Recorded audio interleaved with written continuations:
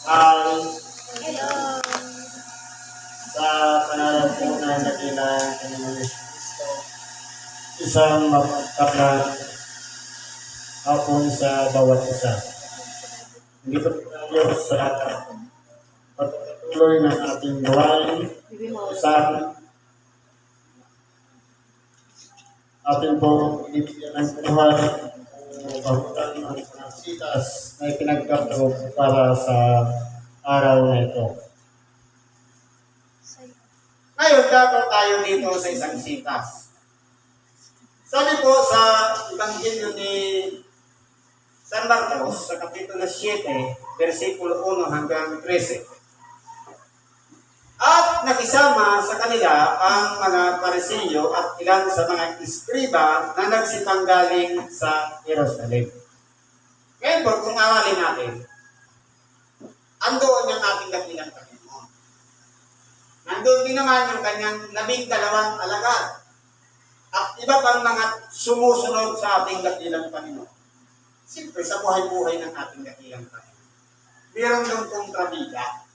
Ito na yung tinatawag na mga Pariseo at mga iskriba. Hindi ba kapag nanonood tayo ng pelikula, kung puro lang bida, walang kontrabida, walang kwento, parang nakasasawa, manuring. Pero dito, sa buhay ng ating dakilang Panginoon, meron talagang mga iskribas o Pariseo na palaging kumukontra sa ginagawa ng ating dakilang Panginoon. Bakit nandoon sila?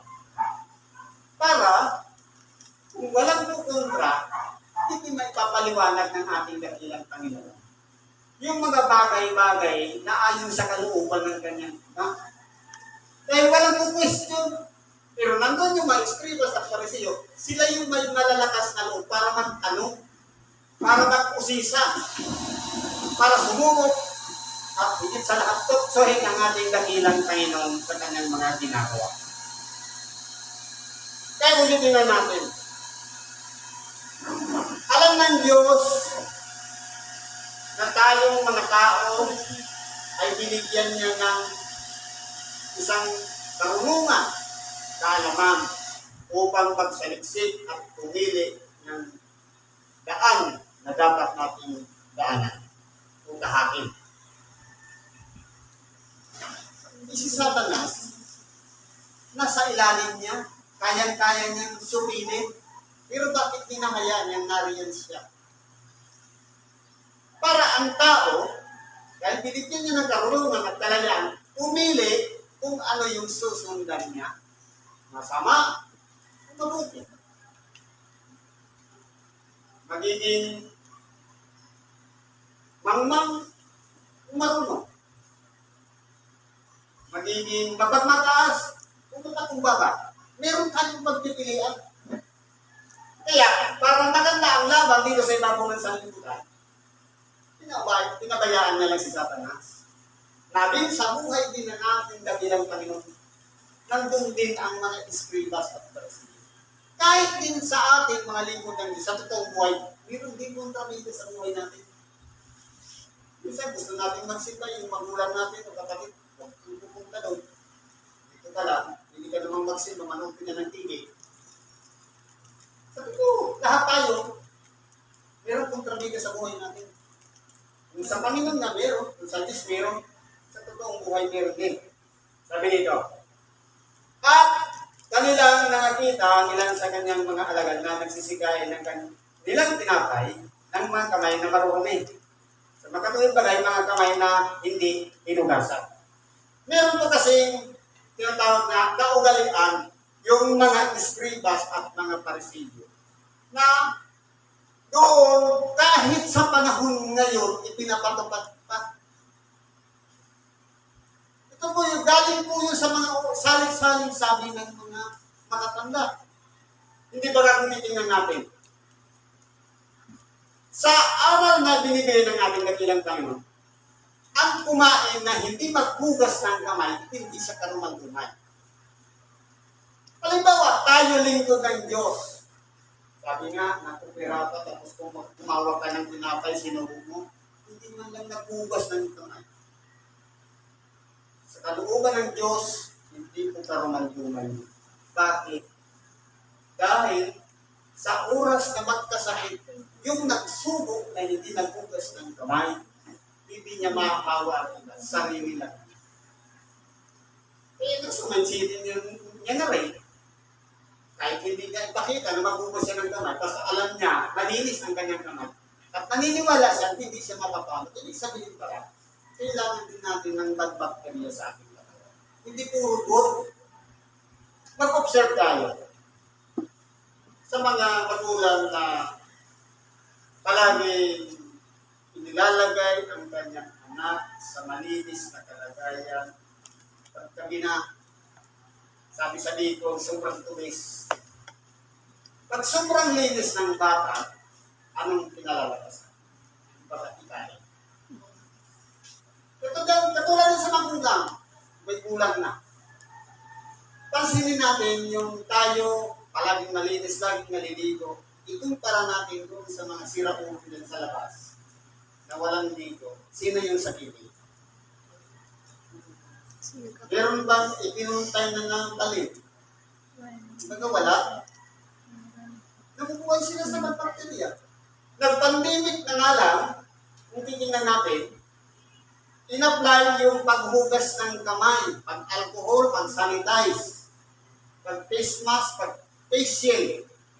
Ang tanong, bakit marami ang namatay? At yung mga siraulo dyan sa labas, hindi na paano.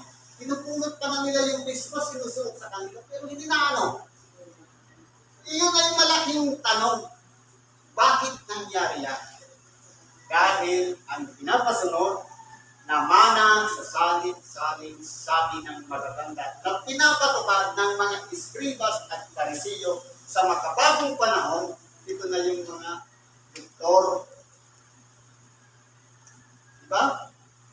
Ngayon, ikukumpara natin yung aral na natin nabilang Panginoon. Ang aral na natin nabilang Panginoon, hindi karumal-dumal ang kumain na hindi maghugas ng kamay.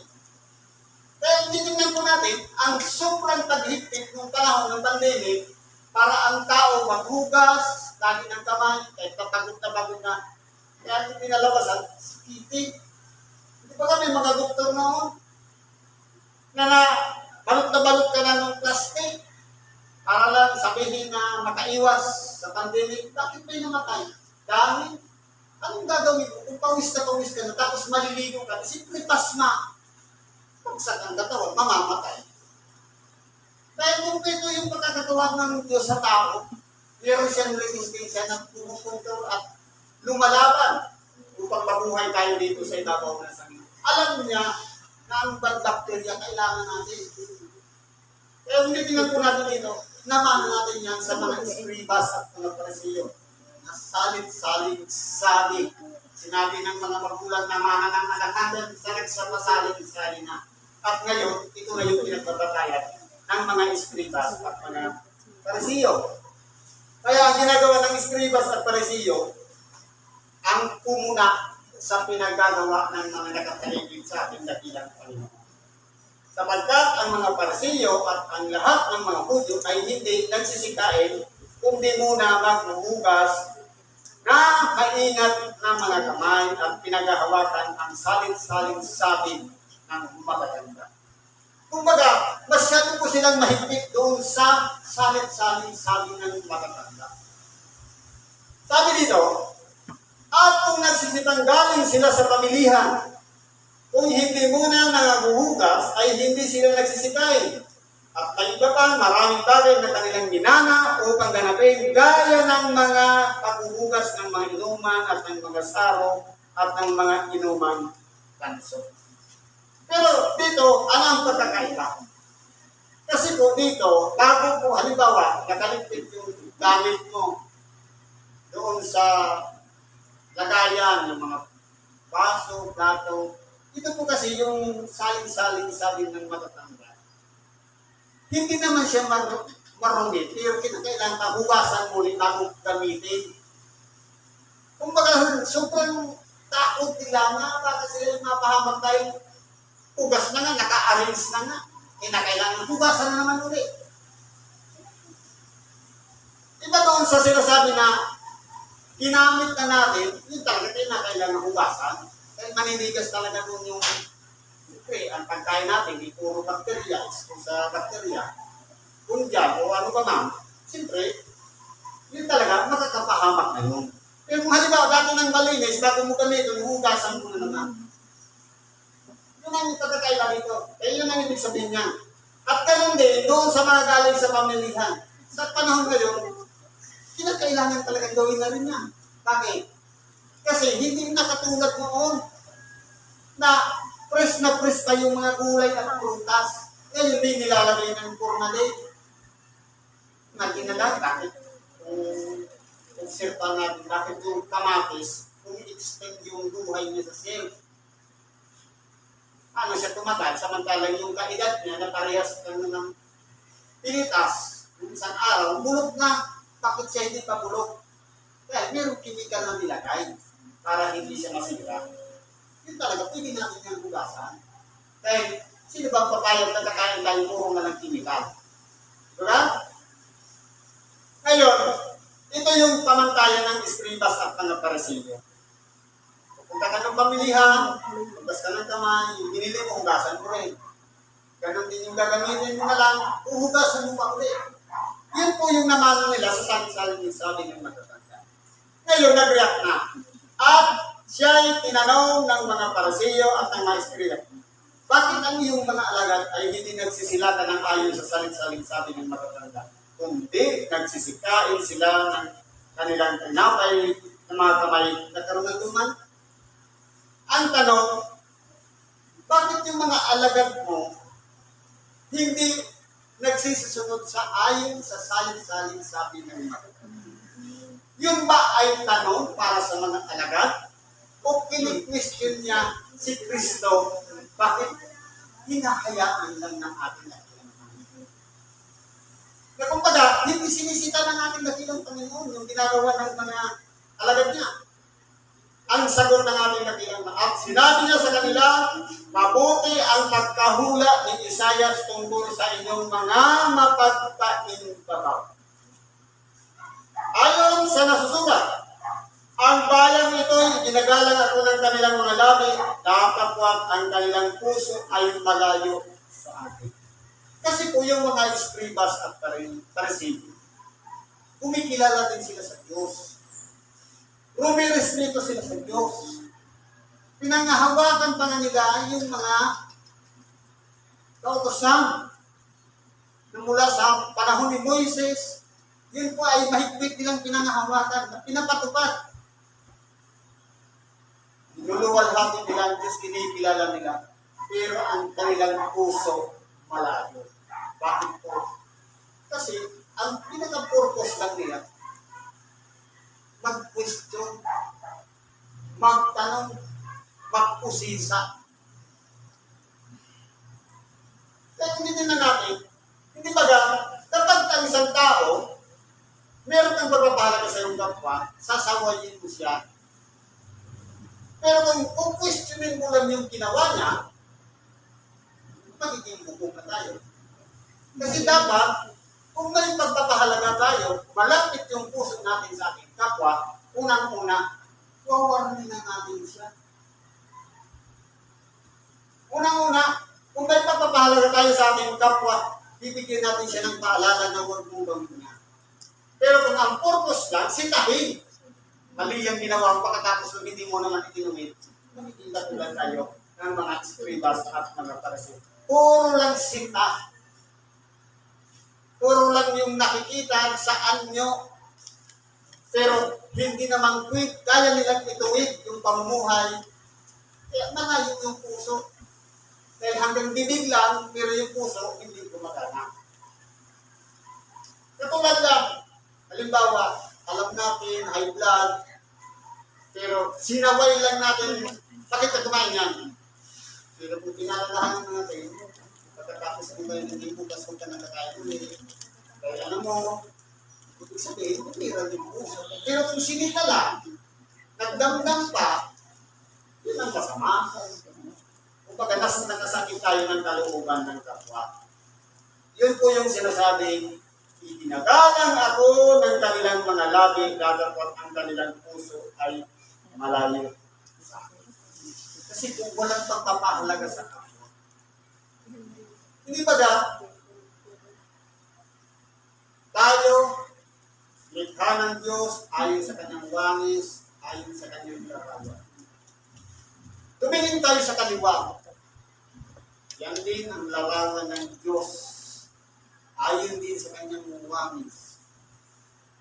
Pinagkaroon ng mancha yung mukha. Larawan pa ba ng Diyos? Paano kung hindi nag-ingat, nasugatan at nagkaroon ng tila? Larawan pa rin yun ng Diyos. Ibig sabihin, kung may pagpapahalaga tayo sa ating sarili, ano yung nakikita natin sa ating kapwa? Na nasa tamang posisyon din ang mata, ang ilong, ang bibig. Larawan po yan ng Diyos. Kapag nasakta natin ang ating kapwa, nananahan din ng Diyos ka, para na rin natin sinaktan ng Diyos. Para na tayong tumutol sa Diyos. Kaya nandiyan sa paligid natin. Kaya bawal na humusga, bawal humatol sa ating kapwa.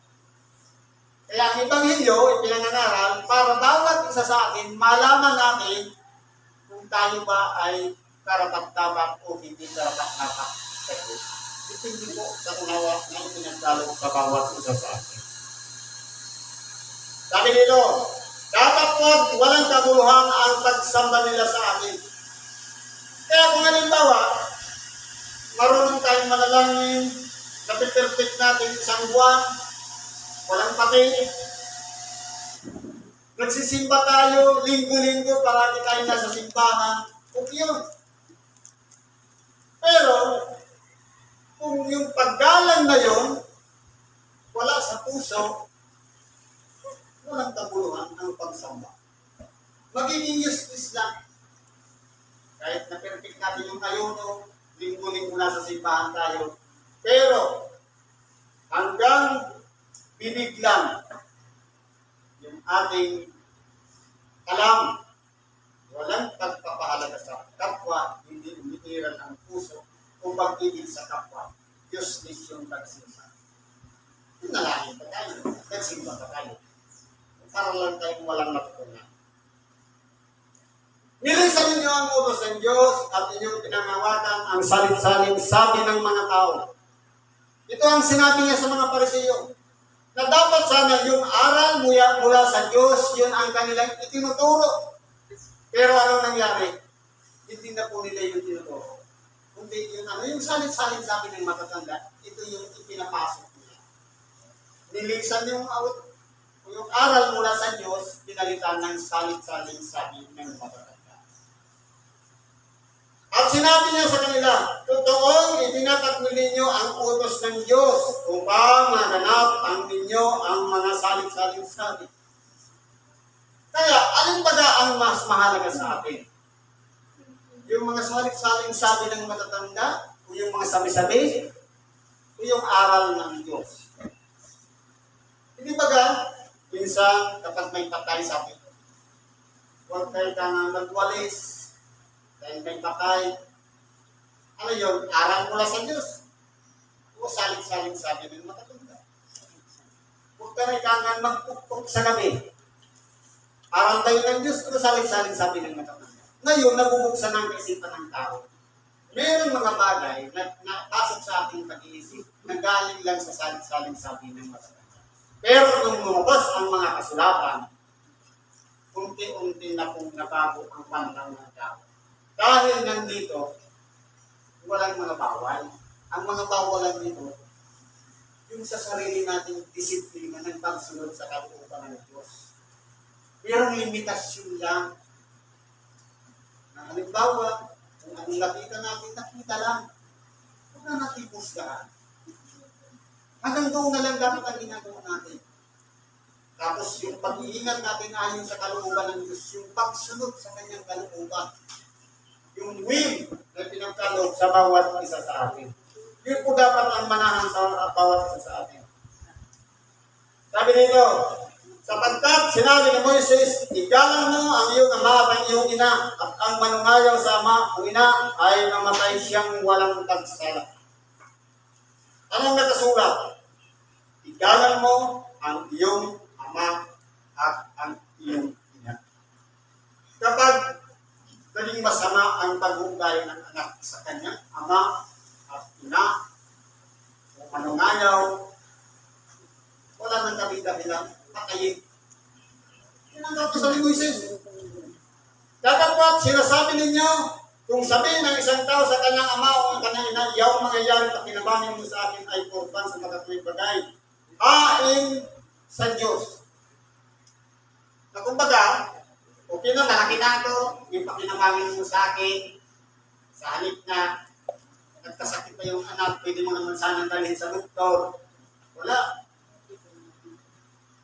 Nag-donate na ako sa simbahan eh, hindi na kita pwedeng tulungan. Parang ganun yung mabas. Ngayon, nasaan na yung respeto sa magulang?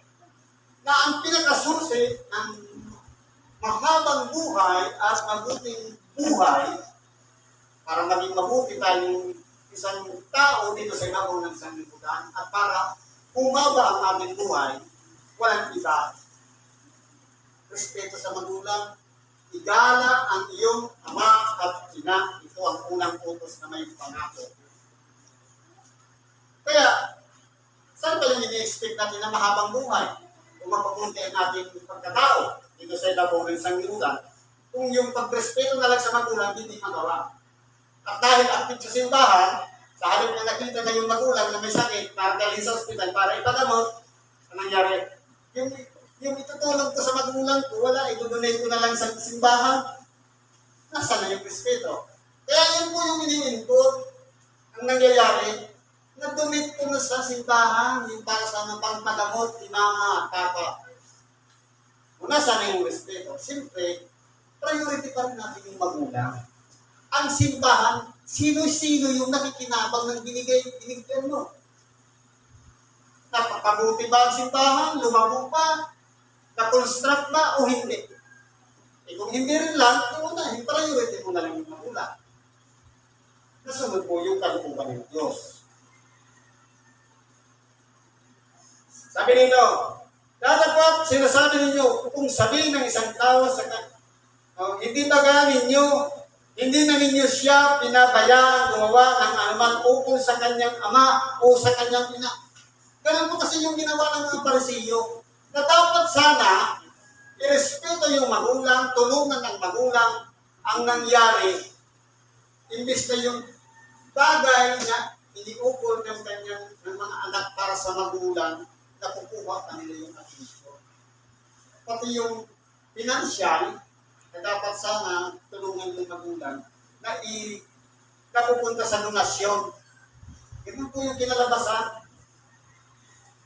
Na niniwawalang kabuluhan ang salita ng Diyos ng inyong salin-salin sabi na inyong itinuturo at nagsisigawa kayo ng iba pang maraming bagay na kawanis. Ibig sabihin, hindi lang pala ganun. Na kumbaga, sa halip na pahalagahan, irespeto ng anak, ang kanyang magulang, ama at ina, para tulungan ang nangyari na kukuha sa donasyon, napupunta sa donasyon yung pinansyal. At mayroon pang kawanis, ibig sabihin marami pa na-divert yung aral na sa halip na i-input o ituro ang aral mula sa Diyos ang nangyayari po, dinadivert nila. Dahil gusto nila maglikom ng maglikom, makuha nila yung mga nasa bulsa ng bawat taong tinuturuan ng mga eskribas at mga Parisiyo. Sa panahon ngayon, mayroon po yan. Sino-sino yung mga eskribas at mga Parisiyo ngayon? Walang iba yung mga sanay tuna. Palasimba, pero nakikita yung gawin ng kanyang kapitbahay, yung sinisiraan, yung puri. Yung patungan ba na reliyoso, pero naninira ng kapwa. Sila yung tinatawag ng mga plastic o mga mapagkaindabaw. Sabi na natin dakilan po, makikilala ninyo sila sa kanilang mga gawa.